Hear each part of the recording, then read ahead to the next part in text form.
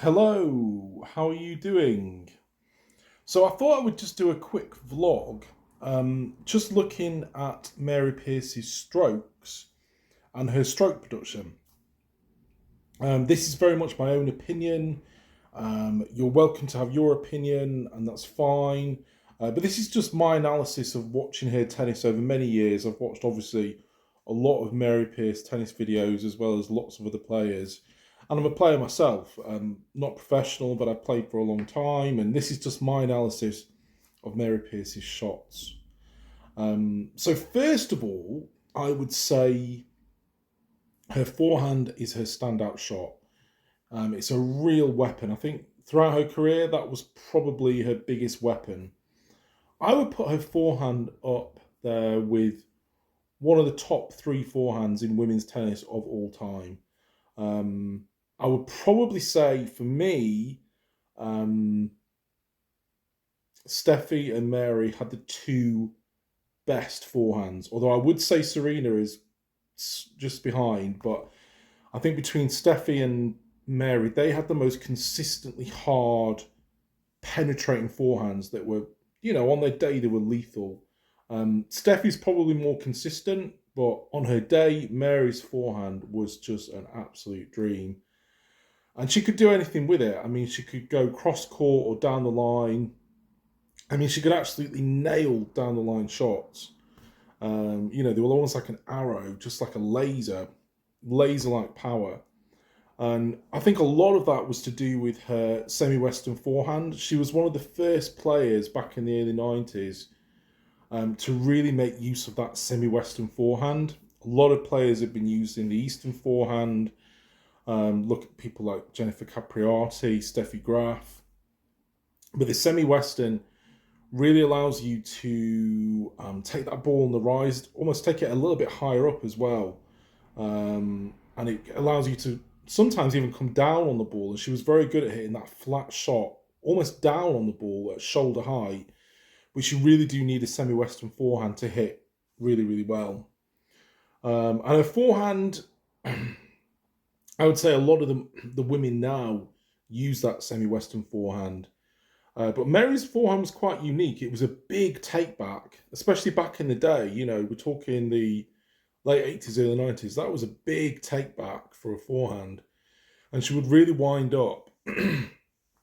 It wasn't like a lot of the forehands are now. You see more on the women's side, like an ATP forehand, a bit more like Federer, where you hold in the throat of the racket a bit more. You do see that. Mary didn't really do that. It was just straight back and then pow, huge, huge power. But she always prepared very, very early. She really got the body rotating really, really well on that forehand. So, yeah, her forehand to me was just wonderful. She had different things she could do with it as well. She also had the lasso forehand, so she could take it right above her head as well, with the racket finishing almost up around here rather than across the throat. So yeah, she could do a lot with it. As I said, down the line, cross court. She could also. A lot of people think that Mary actually hit really flat. Some of her shots were very flat, but also she had a lot of roll on a lot of her forehands because when you hit it with this semi-western forehand, it generally gives you a bit more topspin anyway. So you can see from a lot of her shots that when the ball hits the ground, it really shoots away, and that's what the topspin does. You particularly see that in the US Open when she played in 2005, especially with the Yonex racket. When she switched to Yonex, I think she added a bit more topspin to her shots. But the ball would just kick off the court, and if she timed it right, there was no chance of getting it. So yeah, she did hit a flat forehand, but she could, put quite a lot of spin on that ball to make it a really, really heavy forehand. And she was good at lobs, obviously. I think sometimes, especially in the mid 90s, she was probably using too many lobs. I think that was a style in the mid 90s. I think a lot of players on the women's side introduced lobs, which was great, but I think sometimes Mary and a few other players maybe used it a bit too much. Later in her career, she used the lob. I'm talking about the forehand lob or the backhand, but it was more the forehand. She used the lob really, really well to actually get her back into a rally, because when she was out of position in the tram lines, that was Mary's weakness when she was pulled out wide. She would use the lob to be able to get back into the centre of the court. So yeah, her forehand for me, one of the top three of all time, and I don't think we've seen any other forehand. I mean, there's been some other really big forehands. I'm thinking of people like Kvitova. I would actually say Kvitova, honourable mention for Kvitova. She's got a bloody amazing forehand. But we've seen other good forehands like Madison Keys. But I just think Mary's was so laser-like and so consistent and so precise. And it's not just power, it's about if you can get it in the court again and again and again. And Mary was able to do that. And it was just a brilliant forehand, as I say. She was able to take it early, and she was good either from the back or right up at the front of the court. She would absolutely slam those forehands. She would not hold back. So yeah, those forehands are amazing. And I think obviously her dad, who was a coach, did a very, very good job in drilling in that forehand from a very early age. So moving on, looking at her backhand. Now, her backhand was, again, an absolute joy to watch. The thing about Mary's backhand is people have said, oh, well, it's not a very long swing, and it was quite a simple shot. It was just straight back hit. It did have a very, very slight loop right in the backswing, just a tiny loop, but it was almost unnoticeable. It wasn't like a Davenport or Clijsters loopy double-handed backhand. But a double-handed backhand, its simplicity was its tremendous strength, because it was such a simple shot. And what I loved about it is she really used her body weight in her backhand, probably even more than her forehand. It was just a great kinetic chain that she'd do right from her legs, through the hips. Very, very good technique. And so often it looks like, she's not really doing much with the racket. It was just almost like a punch shot. But that's because she was, A, because she had amazing timing, and B, because she was actually using her body weight. It wasn't in the arms. It was actually a lot in her hips and from her legs. So you see that in a lot of Mary's backhands. It's quite a punchy shot. It can be. But there's a lot of timing and, again, that hip kinetic chain that she created.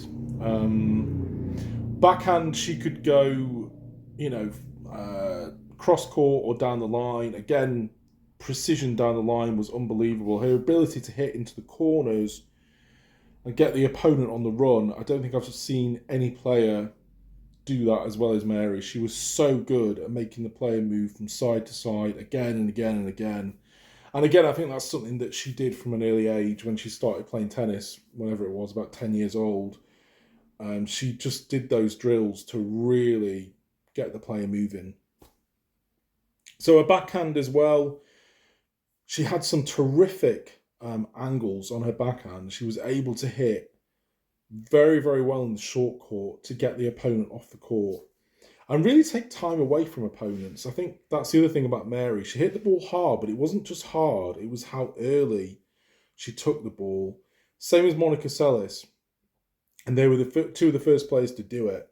They just hit the ball so early. So I would definitely say her backhand was, comparing it to other players, I would put it in the top 10 of all time, say. There's some really, really good backhands out there. I'm thinking people like Lindsay Davenport, Serena. Venus's backhand was incredible. But her backhand was up there, right up there, one of the best backhands. The other thing, she was really good. If she was on a really good day, she could centre that backhand unbelievably. And it was probably one of the hardest backhands you'll see on the tour. And that's because she had this ability, this talent to centre the ball right in the centre of the racket. And if she got hold of it, there was really not much she could do. So yeah, again, her backhand was a real joy to watch. And I would say to any player who's coming up, that backhand is pretty easy to reproduce. Maybe not as good as Mary, but the technique on that backhand was incredible. Forehand, Mary had her own technique on that forehand. I would say it's fairly difficult to emulate or copy, but the backhand, you could definitely copy that as a blueprint and take it out there. That's the thing about tennis is you can coach and coach and coach, but everyone has different styles, and Mary very much had her own style, and her forehand was perfect for her and the way she developed it. And almost if you'd overcoached her, um, she obviously was very coached, but sometimes you take out that natural flair for players if you coach them too much. So that's an example of Mary's forehand. It was her own unique style, but it was absolutely perfect for the way she played. Um, so moving on to her serve, I loved watching Mary serve, although she did take quite a long time to serve sometimes. But her serve again was a beautiful, beautiful shot. Really, really good technique. The thing about her serve was, and it's an example of a very slow swing to start off with and then fast. So it was very slow, then fast, which is a great technique to anyone learning tennis. Don't rush your preparation. Slow down the toss, slow down that taking the racket back, and then pow. And Mary did that brilliantly. She had a great trophy position, the way that she took the racket back, and very strong trophy position. As her went throughout her career, her serve really improved. I think when she started out, it was an okay serve, but it wasn't a great serve. By 2005, she had definitely one of the best serves in the world, and she could hit well over 180 Ks. So yeah, her first serve could be a real weapon, and it had a lot of stick on it. I think the way that she took the ball, it was a very quite high toss, but the ball would be slightly descending, and the way she hit it, it meant that it had a lot of stick on that serve, and it really would jump up at the opponent. Coming on to her second serve, I would say her second serve is one of the top. I would almost say one of the top 10 best second serves of all time. On the women's side, the second serves have got a lot better over the last kind of 10 years. But during Mary's time, she had one of the best second serves out there. And I always think in a tennis player, you can hit a great first serve, but if your second serve's crap, it doesn't really matter. So her second serve was a real weapon, and she could really kick it. And I think towards the middle of her career, she kind of took a little bit of pace off the serve and kind of was hitting almost like 2 second serves, if you look back at some of the footage of her. But towards 98, 99, she really started slamming down that serve. And the second serve became even more of a weapon. She would just get so much kick on it. That if you look back, once she started playing with the Yonex racket, the serve actually got better. And players would actually say you used to be able to attack her second serve, but you couldn't attack her second serve probably from about 2005 onwards. Sorry, 2003 onwards. Her serve just really started to get a lot better. That second serve. Sometimes players could attack it, but it was a very very very good serve. So yeah, those were the three kind of main shots of Mary. Obviously, it's amazing in tennis that there's not actually that many shots. It's not like some other sports where there's different. If you can hit a good forehand, a good backhand, and a good serve, you're pretty much good to go. You obviously need volleys, but in the modern game, volleys aren't used as much. Although I love volleys. So Mary's volleys were initially very wooden. She wasn't natural in the forecourt at all, if you look back at some of the early footage of her. But towards the later stages of her career, towards the end of the 90s and into the noughties, her volleys became very, very good. And what I loved about her volleys was she was very efficient with them. She wasn't like too flowery. It was just like simple, and she put it in the court away from the opponent. She was just very good at hitting some really terrific volleys. Um, if from some of the shots you can see she's amazing at hitting some drop volleys with amazing angles, and I think she did this later on in her career. And some of those volleys, there were extreme angles. Obviously, been practicing that on the practice court, but the volleys were really, really good. And towards the end of her career, became a real weapon.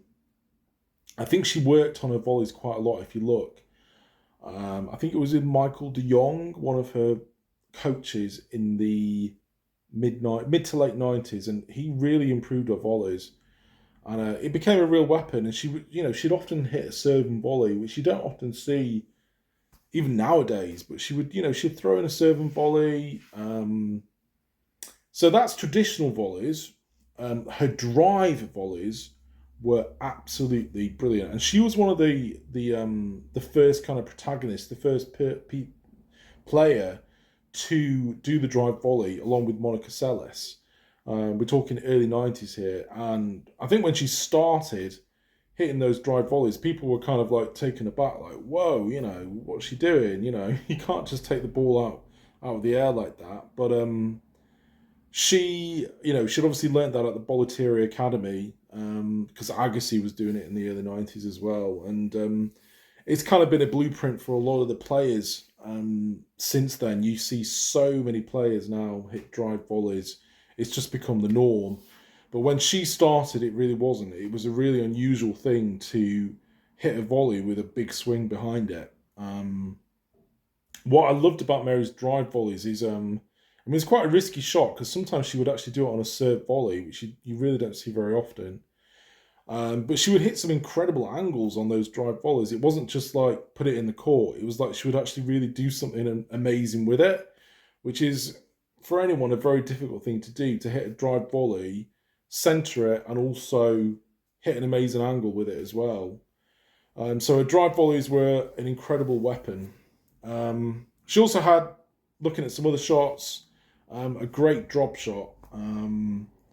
Sometimes not, but some of her drop shots were really, really good, and she really used that to surprise the opponent. I think because she hit the ball so hard, her drop shots really came as a surprise to opponents. So those are all kind of, I think all the main strokes were a strength for Mary. The only weakness that Mary had, apart from some mental weakness, which a lot of tennis players have, and you have good days and bad days, and sometimes I think she'd had a lot to deal with, and there was some mental fragility there, which a lot of players had. But the great thing is she overcame all that, and to be able to win 2 singles Grand Slams and be in all those finals and win all those tournaments. So that was just a slight note on her career, that there was a bit of mental fragility there. But on her day, she could beat absolutely anyone. And she did. She beat Hingis, she beat Davenport, Clijsters, both Williams sisters, Seles. She beat Graf twice in 1 year. And that's not to say that she was the most amazing player of all time, because I don't think she is, but just to say that she had a brilliant career and was a very, very, very good tennis player. The other weakness that Mary had was her movement, but she made the best of the physique that she had. She was I'm from the north, you would call her a strapping lass. And she was a strapping lass. She was 5'10", 5'11", big boned, which was great for the power. But she made the best of the movement that she could do. And by 2005, even year 2000, she was moving very, very handily across the court, and her footwork. I talk about her movement because there's 2 different aspects of movement. There's moving laterally, but actually her footwork was very, very good. And moving forward, Mary was actually one of the best at actually moving forward, because she would really take those mid-court balls and put them away pretty quickly, or a volley. So, okay, the lateral movement in the tram lines, switching directions, that wasn't her strongest suit. But in terms of footwork and moving around the ball, she was absolutely brilliant. So yeah, I think I've done all the strokes there. I don't think there's anything else I can do unless you can suggest anything else. But that's just my analysis of her strokes. A wonderful, wonderful tennis player, and to this day, a real joy to watch. Um, just her tennis, if you look at the technique, incredible technique, and most of all, incredible timing. Just the way she timed the ball and taking it so early. Any young player, I would say, watch Mary Pierce. And the thing you'll learn most is, and it's one of the most important things you can do in tennis, is to take time away from your opponent. It actually doesn't matter sometimes how hard you hit the ball. If you hit that ball early and you move on to the ball and you take it really early and you take time away from your opponent, most of the time you're going to win the point because you're taking that time away from your opponent, so they don't have time to react and think, oh, I'll hit this shot. They're just going to be reacting to your shots rather than thinking about a great shot that they can hit. And Mary was fantastic at taking time away from her opponent. Yeah, yeah. It's just a shame her career's over and that But hopefully, there might be another Mary Pierce style player eventually in the future. I think in terms of all the players that play most like her now, I mean, there's a lot of them, but I think Kvitova, I would say, has a similar style in some ways to Mary in terms of the heaviness of the ball. She's almost like a lefty, Mary Pierce. But there are differences. I mean, her backhand is different. But yeah, I think Kvitova is similar kind of style to Mary. But yeah, hopefully we'll see more players, that are as exciting to watch as she is. And there are a few players now that are really, really good. Anyway, I'm twittering on rather. But anyway, thanks for listening. And that was my analysis of Mary Pierce's shots. Again, more than happy for you to disagree with me. That's just my personal view, my personal analysis. And yeah, thanks for listening. Take care of yourself. Bye.